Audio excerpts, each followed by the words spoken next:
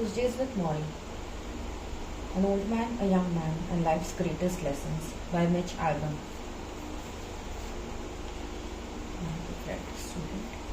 The audiovisual.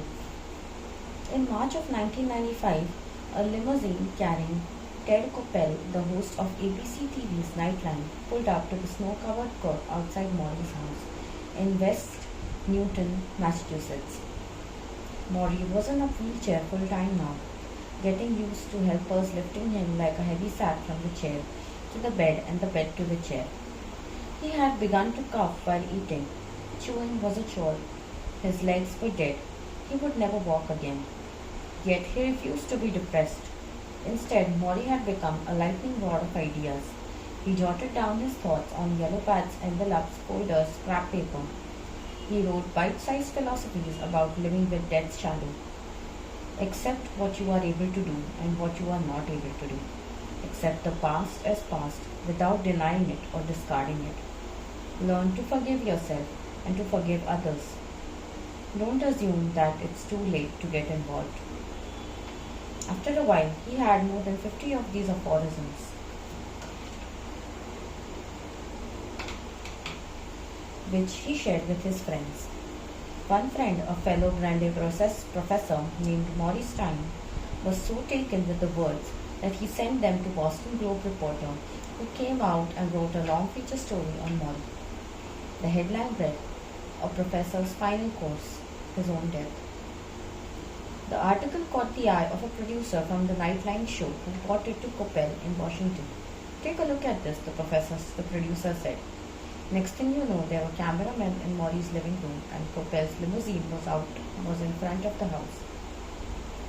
Several of Morrie's friends and family members had gathered to meet Koppel, and when the famous man entered the house, they buzzed with excitement.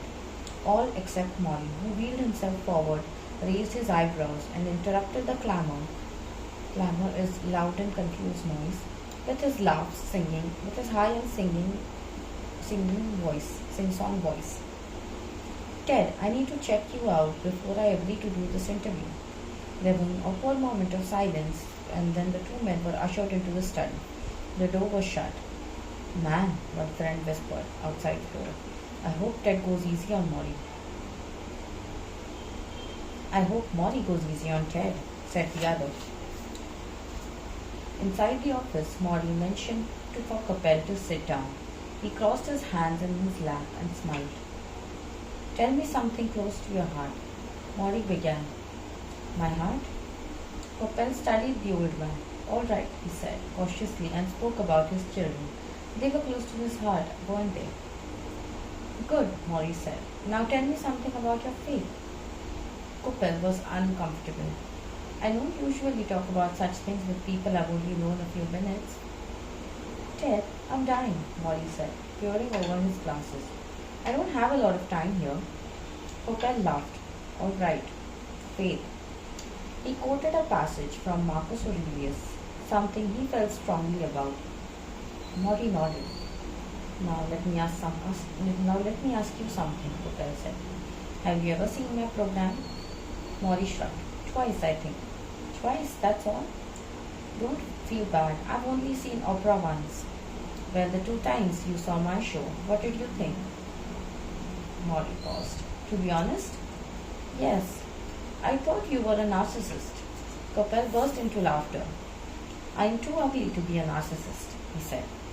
Soon the cameras were rolling in front of the living room fireplace, with Koppel in his crisp blue suit and Morrie in his shaggy grey sweater.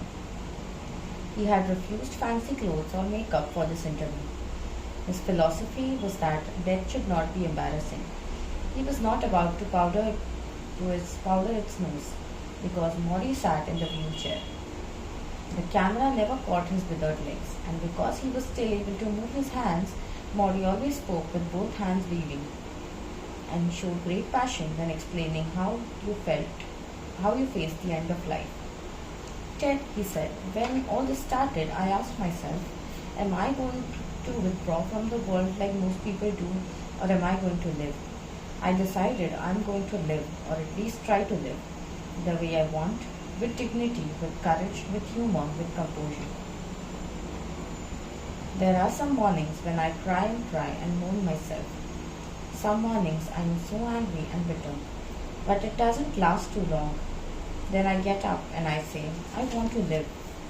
So far I've been able to do it. Will I be able to continue? I don't know. But I am betting on myself that I will walk. That I will.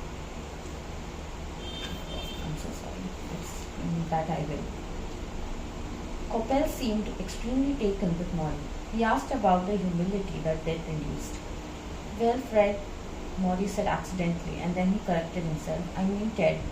Now, that's inducing humility. Humility is modesty, Coppell said, laughing. The two men spoke about the afterlife. They spoke about Morrie's increasing dependency on other people. He already needed help eating and sitting and moving down from place to place. What Coppell asked, did Morrie dread the most about his life, his slow, insidious decay? Morrie paused. He asked if he could say this certain thing on television. Coppell said, go ahead. Morrie looked straight into the eyes of the most famous interviewer in America. Well, Ted, one day soon, someone's gonna have to wipe my ass. The program aired on Friday night.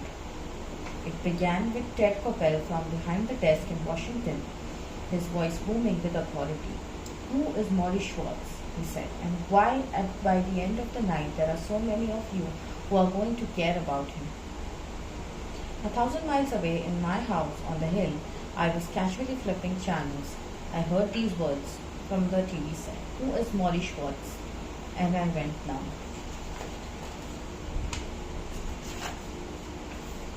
It was our first class together in the spring of 1976.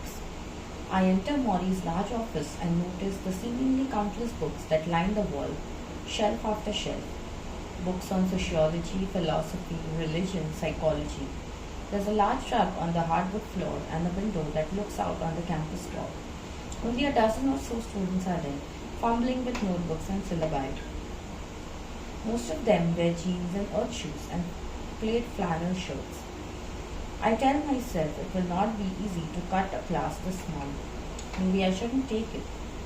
Mitchell, Morrie says, repeatedly from the attendance list. I raise a hand. Do you prefer Mitch or is Mitchell better?